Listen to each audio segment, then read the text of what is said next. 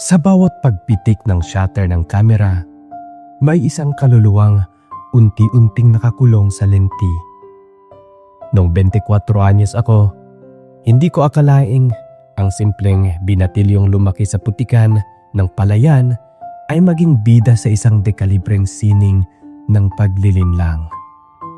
Akala ko ang pagluwas sa Maynila ang mag-aahon sa akin sa hirap, pero ang totoo, dinala lang ako nito sa isang hardin na puno ng mga tinik na nakatago sa ilalim ng magagandang bulaklak. Ang bawat pawis na pumatak sa aking katawan habang hawak ang dulos ay naging mitsa ng isang laro kung saan ang puso, dangal at pagkatao ang nakataya. Para akong isang ligaw na halaman na pilit inililipat sa isang pasong ginto. Hindi ko alam na ang lupang kinatatayuan ko ay unti-unti na palang lumalamon sa aking prinsipyo. Ako si Julian. 18 taon na ang nakalipas mula nang mangyari ang kwentong ito. Pero hanggang ngayon, naaamoy ko pa rin ang halimuyak ng mga imported na rosas tuwing sasapit ang dilim. Isang amoy na nagpapaalala sa akin na ang ganda ay madalas na may kasamang panganib. Dahil sa hirap ng buhay sa probinsya, hindi na ako nakatungtong ng kolehiyo. Sanay ako sa mabigat na trabaho. Pag-akyat sa niyog, pag-aararo sa ilalim ng matinik na araw, pag-aalaga ng mga pananim na tanging pag-asa namin para sa susunod na kakainin. Kaya naman, nang tulungan ako ng pinsan kong si Gardo na makapasok bilang hardinero sa isang eksklusibong subdivision sa Quezon City, hindi na ako nag-atubili. Bitbit ang isang kupas na backpack at ang pangarap na makapagpapadala ng pera sa aming pamilya. Hinarap ko ang malaking bakal na gate ng subdivision. Unang araw ko pa lang, namangha na ako. Ang bahay ay parang isang palasyo na napapanood ko lang sa pelikula. May fountain sa gitna ng malawak na bakuran kung saan ang tubig ay tila sumasayaw sa ilalim ng liwanag. Ang garahe ay punong-puno ng mga mamahaling sasakyan dahil sa sobrang linis. Pero ang pinakasentro ng atraksyon ay ang hardin. Para itong paraiso sa gitna ng magulong syudad. May mga bihirang orchids na nakasabit sa mga sanga ng mga matatandang puno. Naglalakihang bonsai na tila mga obra maestra at mga halaman na noon ko lang nakita sa mga magasin. Ang may-ari ng bahay ay si Senyora Isabel. Nasa late 40s na siya. Isang mestisang biyuda na laging mukhang kagalang-galang. Kahit ang kanyang pambahay na damit ay mukhang mas mahal pa sa kinita ko sa loob ng isang taon sa probinsya. Ang anak naman niya ay si Marcos. Halos kasing edad ko lang pero magkalayo ang mundo naming dalawa. Gwapo siya, matangkad at laging may dalang mamahaling kamera. Photography student siya at sa bawat kilos niya, ramdam mo ang otoridad ng isang taong hindi kailanman nakaranas ng gutom. Naging maayos ang simula ko. 6:00 ng umaga, nagsisimula na akong magdilig. Gusto ko ang amoy ng basang lupa. Ito lang ang nagpapaalala sa akin sa aking pinagmulan. Habang nagbubunot ako ng damo, tahimik ang paligid maliban sa paminsan-minsang tunog ng laptop ni Senyora Isabel sa sala. Pero habang tumatagal, nagsimula kong maramdaman na may nakamasid sa akin. Hindi ito ang tingin ng isang amo na nagbabantay kung nagtatrabaho ako ng maayos. Iba ito. Mas malalim at mas mapanuri. Isang tanghali habang nagtatabas ako ng mga damo sa ilalim ng balkonahe, narinig ko ang isang pamilyar na tunog. Tingala ko ang binata sa ikalawang palapag. Nandoon si Marcos. Nakatutok ang kamera sa akin, hindi sa mga halaman, kundi sa mismong mukha ko. Nang magtama ang aming mga mata, hindi siya umiwas. Bagkus, dahan-dahan niyang ibinaba ang kamera at ngumiti ng tipid bago isinara ang kurtina. Hindi ako kumibo, pero kinabahan ako. Akala ko nagkataon lang hanggang makakita ako ng isang pirasong papel na nalaglag malapit sa kinatatayuan ko. Isang hapon habang nag-ayos ako ng paso sa gilid ng veranda. Mas magandang anggulo mo kapag seryoso ka. May kwento ang bawat patak ng pawis mo. Iyon ang nakasulat. Hindi ko alam kung matatakot ako o maguguluhan. Sa probinsya, ang mga lalaking katulad ko ay hindi pinapansin. Maliban na lang kung may ipapabuhat na kaban ng palay. Pero dito, tila naging paksa ako ng sining. Isang gabi habang nagpapahinga ako sa maliit kong silid sa tabi ng garahe, nangyari ang hindi ko inaasahan. Napakainit ng gabi, ang hangin ay tila hindi gumagalaw. Nakahubad ako ng pang-itaas at nakasandal sa isang pader. Habang tanging lumang bentilador ang nagbibigay ng kaunting kinhawa. Biglang kumatok, mahinang katok na tila ayaw makigulo sa katahimikan ng gabi. Pagbukas ko, si Marcus ang bumungad. Pumasok siya ng walang pasintabi. Ni hindi ko nagawang tumayo dahil sa gulat. Tiningnan niya ang paligid ng aking maliit na silid, ang aking higaan, ang aking gamit, at pagkatapos ay tumitig siya sa akin. "Masyadong mainit dito, Julian," sabi niya ng mahinang boses. Lumapit siya sa akin at hinawakan ang aking balikat. Ang mga daliri niya ay malamig, salungat sa init ng aking balat.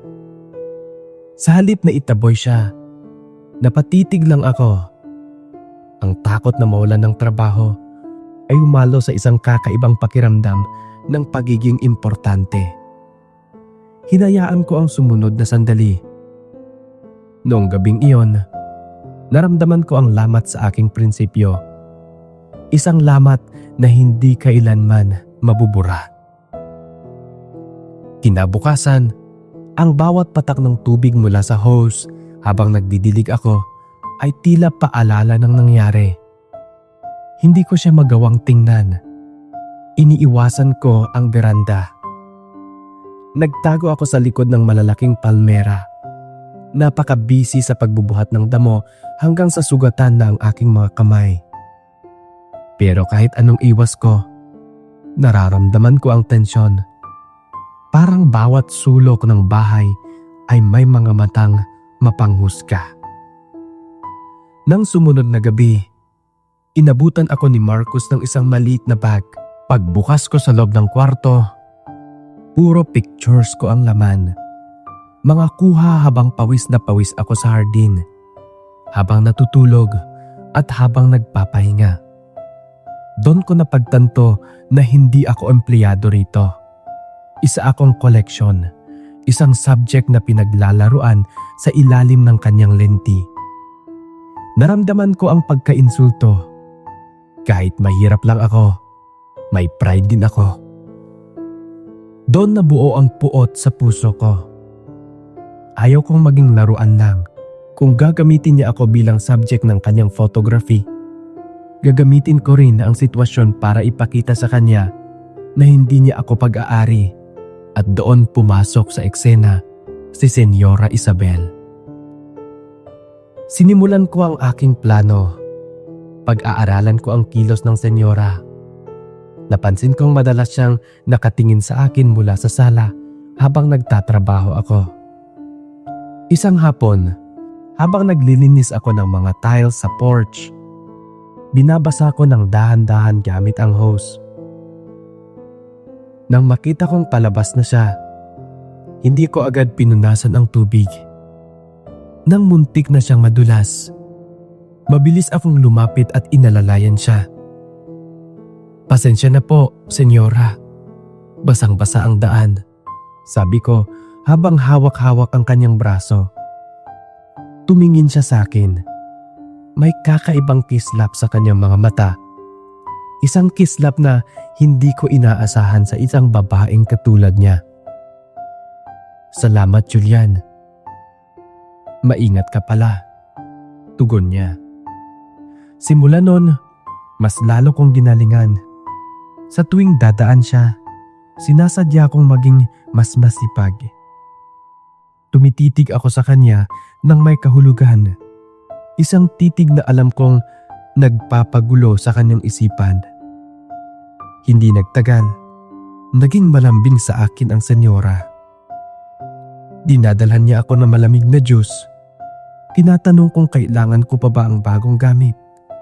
At kung minsan ay nagtatagal siya sa hardin para lang panoorin ako. Isang araw, pinatawag ako ni Senyora Isabel sa loob ng bahay.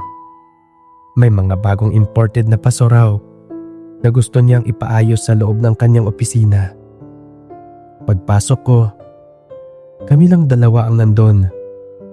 Ang aircon ay napakalamig, pero ang tensyon ay napakainit.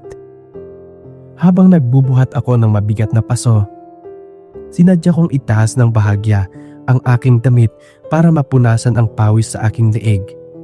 Kahit hindi naman ako pinapawisan sa loob. Nakita ko sa salamin ang kanyang refleksyon. Nakatitig siya. Doon ko nalaman na nahulog na siya sa aking bitak. Ang bawat haplos niya sa aking balikat habang itinuturo ang pwesto ng mga halaman ay tila isang deklarasyon ng digmaan laban sa kanyang sariling anak. Isang linggo, umalis si Marcos para sa isang photography contest sa labas ng probinsya. Ito na ang pagkakataon ko. Pinatawag ako ni Senyora Isabel sa kanyang silid sa ikalawang palapag para ayusin ang isang sirang cabinet. Pagpasok ko, bumungad sa akin ang amoy ng kanyang silid. Isang mamahaling halimuyak na tila nakakalasing. Habang nakayuko ako at kinukumpuni ang lock ng cabinet, naramdaman ko ang kanyang presensya sa likuran ko. Hindi siya nagsasalita, pero ang bawat hininga niya ay naririnig ko. "Juliet?" Tawag niya sa aking pangalan. Nang dumingon ako, nandun siya, nakatayo malapit sa akin. Hinawakan niya ang aking kamay. Ang kanyang balat ay malambot at halatang hindi nakaranas ng hirap. Sa sandaling iyon, ang aking ganti ay naging realidad. Ang bawat haplos at bawat sandali sa pagitan naming dalawa ay naging hudyat ng pagbagsak ng katahimikan sa mansyong iyon. Pagbalik ni Marcos ng gabing iyon, naramdaman ko ang bigat ng hangin habang pinagsisilbihan ko sila sa hapunan. Dahil pinipilit ako ni Senyora na sumama sa kanila sa hapag. Kitang-kita ko ang selos sa mata ni Marcos. Hindi niya alam ang buong detalye. Pero nararamdaman niya ang pagbabago. Ang bawat sulyap ni Senyora sa akin at ang bawat pagkakataong dumadampi ang aming mga kamay ay tila saksak sa dibdib ni Marcos. Ang climax ng lahat ay nangyari isang gabi. Makalipas ang ilang linggo. Tulad ng dati, pumasok si Marcos sa aking kwarto sa madaling araw. Marahil upang bawiin ang atensyong nawala sa kanya. Pero sa pagkakataong ito, hindi lang kami ang nandoon. Isang anino ang huminto sa tapat ng siwag ng pinto. Bumukas ang pinto at tumampad si Senyora Isabel. Ang eksenang iyon ay tila pelikulang huminto. Si Marcos na nakatayo sa tabi ng aking higaan at ang kanyang ina na nakatayo sa pintuan. Ang katotohanan ay sumalubong sa aming mga mukha. Walang sigawang nangyari. Tanging malamig na hangin at masakit na katahimikan na mas nakakabingi pa kaysa sa anumang ingay. Doon ko napagtanto na sa paghangad kong gumanti, nasira ko ang tanging pamilyang mayroon sila. Kinabukasan pinatawag ako ni Senyora sa kanyang opisina. Wala na ang kislap ng kanyang mga mata. Tanging pagod at pait na lang ang natira. Julian, hindi ko akalaing magagawa mo ito sa aming dalawa. Ang tanging nasabi niya habang ang kanyang boses ay nanginginig. Hindi ako sumagot. Ano ang sasabihin ko? Na ginamit ko lang sila dahil nararamdaman kong ginamit din ako? Na ang isang hardinero ay marunong ding maging malupit? Binigyan niya ako ng sobre ng pera. Ang huling sahod ko at ang dagdag na pabaon na sapat na para makapagsimula ako sa probinsya. Umalis ka na, Julian. At wag na wag ka na sanang babalik pa sa subdivision na ito. Huling bilin niya. Habang nag-iimpake ako ng aking backpack, nakita ko si Marcus sa gate. Hawak niya ang kanyang kamera. Pero hindi na niya ito tinutok sa akin. Sa unang pagkakataon, nakita ko siyang walang lenti na panangga. Mukha siyang talunan. Isang batang nawalan ng laruan at nawalan din ng tiwala sa kanyang ina. Nakuha mo na ang gusto mo, Julian? Sinira mo pa kami. Bulong niya habang naglalakad ako palabas. Hindi ko kayo sinira, Marcus. Ipinakita ko lang sa inyo ang tunay na kulay ng hardin ninyo. Tugon ko bago tuluyang lumabas ng gate. Bumalik ako sa probinsya dala ang perang iyon. Pero imbes na sayangin sa bisyo, ginamit ko ito para magtayo ng sarili kong maliit na landscaping business. Pero sa pagkakataong ito, hindi na ito tungkol sa ganti o paglilinlang. Sa bawat halamang itinatanim ko sa mga kliyente ko, tinangka kong linisin ng sarili kong dungis. Natutunan ko na ang tunay na ganda ng isang hardin ay hindi nakadepende sa kung gaano kamahal ang mga halaman, kundi sa kung gaano kalinis ang puso ng nag-aalaga rito. Nagpakasal ako sa isang babaeng taga sa amin, si Elena. Isang simpleng babae na ang tanging sining na alam ay ang sining ng pagmamahal ng tapat. Wala siyang alam sa madilim na kabanata ng buhay ko. At pinili kong maging ganon. Ngayon, may 2 na kaming anak. Nabubuhay kami ng tahimik sa aming munting bukid. Isang gabi habang nakikinig ako sa radyo ng mga kwento ng mga taong nagtapat ng kanilang mga sikreto, napaisip ako, ang buhay ay parang isang malawak na hardin. May mga panahon ng tagtuyot kung saan ang lahat ay tila namamatay na. At may mga panahon ng tag-ulan kung saan ang lahat ay muling sisibol. Ang mahalaga ay ang matutunan natin mula sa mga tinik ng ating nakaraan. Hanggang dito na lamang ang aking pagtatapat. Ako si Julian, isang lalaking natutong magtanim ng pag-asa sa gitna ng pagkakamali at naniniwalang sa kabila ng madilim na nakaraan, palaging may puwang para sa isang bagong sibol.